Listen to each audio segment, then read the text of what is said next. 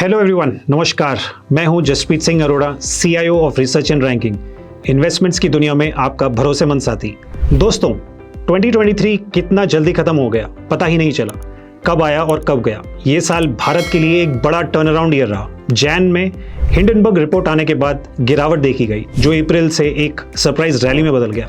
2023 किसी भी remarkable year से कम नहीं था। प्राइम मिनिस्टर नरेंद्र मोदी ने कहा कि 2047 में जब इंडिया 100th एनिवर्सरी मनाएगा तब हम एक डेवलप्ड इकोनॉमी बन जाएंगे। इन 24 वर्षों में भारत अमृतकाल दौर से गुजरेगा।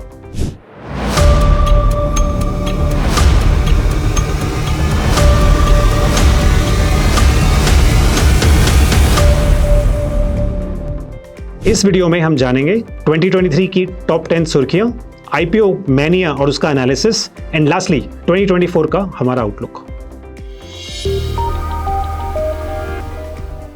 नंबर 1, 2023 में भारत GDP और मार्केट कैप दोनों के हिसाब से दुनिया का 5वें सबसे बड़ा इकोनॉमी बन गया, जबकि दूसरे डेवलप्ड कंट्रीज रिसेशन के प्रेशर से गुजर रहे थे। एक्सपर्ट्स के अनुसार भारत 2027 तक $5 ट्रिलियन और 2033 तक $10 ट्रिलियन GDP साइज टच कर जाएगा। नंबर 2, इस साल 9 राज्यों में विधानसभा चुनाव हुए, जिसके नतीजों ने हमें अगले साल जनरल इलेक्शंस में एक स्थिर सरकार बनने का कॉन्फिडेंस दिया है। नंबर 3, इस साल का सबसे बड़ा आकर्षण इसरो द्वारा चंद्रयान-3 मून मिशन था। ये मिशन के मुकाबले स्टॉक मार्केट ने भी तेजी दिखाई। निफ्टी ने 2023 में करीबन 18% रिटर्न्स दिए, मिड कैप्स ने 44% और स्मॉल कैप्स ने 53%। नंबर 4, बॉलीवुड में ये साल पुराने वॉर हॉर्सेस ने पठान, जवान और गदर 2 जैसे मेगा ब्लॉकबस्टर्स दिए। ठीक बॉलीवुड की तरह स्टॉक मार्केट ने भी पुराने खिलाड़ियों का अच्छा प्रदर्शन देखने को मिला है। Public sector enterprises 70% return, auto sector 40% return और रियल एस्टेट उभरते कलाकारों की तरह उसने भी काफी अच्छी बढ़ोतरी देखी है। 5 ईयर CAGR की बात करें तो रियल एस्टेट और मेटल्स सरप्राइजिंगली आउट परफॉर्मर्स रहे हैं और BFSI सरप्राइजिंगली अंडर परफॉर्मर रहा है। नंबर 5, मेजर इकोनॉमीज में रशिया का MOEX इंडेक्स 2022 में 43% से गिरा और इसी साल बाउंस बैक करके 44% रिटर्न्स दिए। इसी तरह US का S&P 500 इंडेक्स 2022 में 19% से गिरा और इस साल 24% से बाउंस बैक हुआ। दूसरे डेवलप्ड इकोनॉमीज जैसे कि कनाडा, UK ने कुछ खास परफॉर्मेंस नहीं दिया। चाइना ने तो इनफैक्ट -6% रिटर्न्स दिए। इंडिया ने 2022 में 4% रिटर्न्स के ऊपर इस साल 18% रिटर्न्स दिए। एक अकेला बड़ा देश जिसने दोनों सालों में पॉजिटिव रिटर्न्स दिए। नंबर 6, G20 समिट भारत के लिए एक और बड़ी उपलब्धि थी, क्योंकि इस बार होस्ट हम ही थे। नंबर 7, नामचीन कंपनीज जैसे कि एप्पल अपना मैन्युफैक्चरिंग ऑपरेशंस चाइना +1 स्ट्रैटेजी के अंडर इंडिया में शिफ्ट करना चाहती हैं। एप्पल के सप्लायर्स फॉक्सकॉन, पेगाट्रॉन और विस्ट्रॉन ने स्मार्टफोन प्रोडक्शन और एक्सपोर्ट्स को बढ़ावा देने के लिए इंडियन गवर्नमेंट का कॉन्फिडेंस भी जीता है। नंबर 8, आज इंडिया डिजिटल और फिजिकल इंफ्रास्ट्रक्चर में काफी आगे चला गया है। अगर डिजिटल पेमेंट्स देखें तो भारत ने ब्राजील, चाइना, थाईलैंड और साउथ कोरिया को पीछे छोड़कर FY23 में 13,000 करोड़ ट्रांजैक्शंस किए। फिजिकल इंफ्रास्ट्रक्चर की बात करें तो इंडिया जोरों शोरों से एयरपोर्ट्स, रोड्स और मेट्रो रेलवे बना रहा है। किसी भी लीडिंग सिटी में आज अगर आप ट्रैवल करेंगे तो हर जगह मेट्रो का कंस्ट्रक्शन होता नजर आएगा। रोड मिनिस्टर नितिन गडकरी जी ने कहा कि इंडिया का हाईवे इंफ्रास्ट्रक्चर 2024 में US की बराबरी करेगा। नंबर 9, इस साल इंडिया सबसे बड़ा आबादी वाला देश बन गया है और साथ ही साथ GDP पर कैपिटा भी बढ़ रहा है। वो तकरीबन $2,500 पर कैपिटा पे आ गया है। Premium chocolates, high and fashion, luxury watches और दूसरी तरफ टूरिज्म, होटल, एविएशन, हर जगह नए रिकॉर्ड बन रहे हैं। नंबर 10, टेक्नोलॉजी स्पेस में भी इंडिया काफी तरक्की कर रहा है। इस साल ChatGPT चर्चा में रहा। स्टूडेंट से लेके वर्किंग प्रोफेशनल्स सब जगह ChatGPT टूल का इस्तेमाल किया जा रहा है। न्यू एज टेक कंपनीज भी काफी चर्चा में रही हैं। इन कंपनियों के अच्छे अर्निंग्स रिपोर्ट देखे गए हैं और म्यूचुअल फंड्स का इनमें होल्डिंग काफी बढ़ रहा है। और इस साल इंडिया ने world's fastest 5G roll out की उपलब्धि हासिल की है।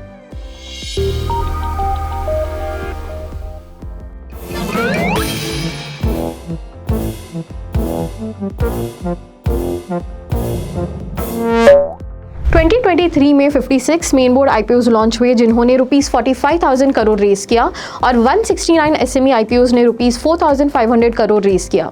इस पूरे IPO फंडरेज में 42% फ्रेश कैपिटल था। एवरेज सब्सक्रिप्शन एसएमई आईपीओज का ऑलमोस्ट 100 टाइम्स था और मेन बोर्ड आईपीओज का ऑलमोस्ट 40 टाइम्स था, पर ऑन एवरेज एसएमई आईपीओज ने 33% लिस्टिंग गेन्स दी, जिससे ये साबित होता है कि all is well for SMEs. पर ये भी ध्यान रखना है कि 73 कंपनीज ने इस साल नेगेटिव रिटर्न्स भी दिए उनके लिस्टिंग प्राइस से। टॉप 15 एसएमई आईपीओज के सब्सक्रिप्शन रेशियो को देखने से पता चलता है कि सिर्फ कुछ ही कंपनीज ने अच्छे रिटर्न्स दिए, जैसे कि 3 कंपनीज ने बढ़िया रिटर्न्स दिए लिस्टिंग प्राइस से। इसके विपरीत कुछ एसएमई आईपीओज जिनका सब्सक्रिप्शन रेशियो कम था, उन्होंने 40% से भी ज़्यादा रिटर्न्स दिए लिस्टिंग पीरियड के वक्त और सिमिलर रिटर्न्स दिए लिस्टिंग के बाद। 75% मेन बोर्ड आईपीओज ने पॉजिटिव रिटर्न्स दिए पिछले एक साल में। इससे ये पता चलता है कि पॉजिटिव रिटर्न्स की प्रोबेबिलिटी मेन बोर्ड आईपीओज में ज़्यादा है as compare to SME IPOs. And 2023 में अरे ओ जसप्रीत सर, सिर्फ इस साल के बारे में ही बात करेंगे या 2024 आउटलुक भी देंगे?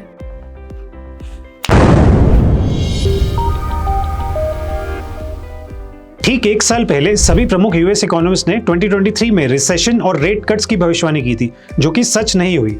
इनफैक्ट इन 2023 में S&P 500 ने 24% और निफ्टी ने 18% पॉजिटिव रिटर्न्स दिया है। इस बार फिर 2024 का कंसेंसस एस्टिमेट कहता है कि यूएस और यूरोप में मंदी का माहौल रहेगा and central banks mid of 2024 में रेट कट्स करेंगे। ये हमारे हाथ में है कि हम इन एक्सपर्ट्स की सुन के और डर के सेलिंग कर दें या फिर इन इवेंट्स को पार्ट ऑफ द जर्नी मानकर लॉन्ग टर्म इन्वेस्टर बने रहें। अब देखते हैं टॉप 5 थिंग्स जो 2024 में महत्वपूर्ण रहेंगे। नंबर 1, 2024 दुनिया भर में डेमोक्रेसी का सबसे बड़ा वर्ष होगा, क्योंकि 40 से अधिक देशों में चुनाव होंगे। इन देशों में इंडिया और यूएस भी शामिल है। नंबर 2, यूएस फेड ने अपने लास्ट मीटिंग में इंटरेस्ट रेट्स को 2024 में 3 कट्स करने का इशारा किया है। ये बात कितनी सच साबित होगी? Number 3, geopolitical tensions, demand slowdown और ग्लोबल सप्लाई टाइटनिंग देखकर ऐसा अनुमान लगाया जा सकता है कि क्रूड ऑयल प्राइस 2024 में भी वोलेटाइल रहेगा। नंबर 4, 2023 में अधिक समय तक एफपीआई ने सेलिंग करी है, जिसकी वजह से उनका होल्डिंग 17% पे आ गया है, जो कि 10 ईयर लो है। क्या एफआईएस 2019 और 2020 की तरह फिर से इंडिया में अपना कॉन्फिडेंस दिखा पाएंगे? At the same time domestic institutions ने पूरा कॉन्फिडेंस के साथ 2023 में एफपीआई सेलिंग को पूरा अब्सॉर्ब किया है और उम्मीद है 2024 में भी ये जारी रहेगा। नंबर 5, FY26 निफ्टी ईपीएस को अगर हम 20 से 21 का पी देते हैं तो ये दिसंबर 24 तक निफ्टी को 24,400 से 25,600 की रेंज में लेके जा सकता है, जो कि 12 से 17% रिटर्न्स बनता है। ध्यान रखिए, कॉर्पोरेट इंडिया का लेवरेज मल्टी ईयर लो पे है और ROE return on equity multi year high पे है। एंड लास्टली, सेक्टर्स जिन पे हम 2024 में पॉजिटिव हैं वो रहेंगे फाइनेंशियल्स एंड आईटी। एंड कुछ थीम्स जो हमें कंस्ट्रक्टिव लगती हैं वो रहेंगी manufacturing, public sector enterprises, health care और कंज्यूमर डिस्क्रिशनरी। ये वीडियो हमने खास हमारे हिंदी श्रोताओं के लिए बनाया है। I hope you found the video informative. Thanks for watching. Wish 2024 and all subsequent years bring wealth creation through informed and patient investing for all of you. Hope to remain connected with all of you through such videos and periodic webinars. Jai Hind. Investments in securities market are subject to market risks. Read all the related documents carefully before investing.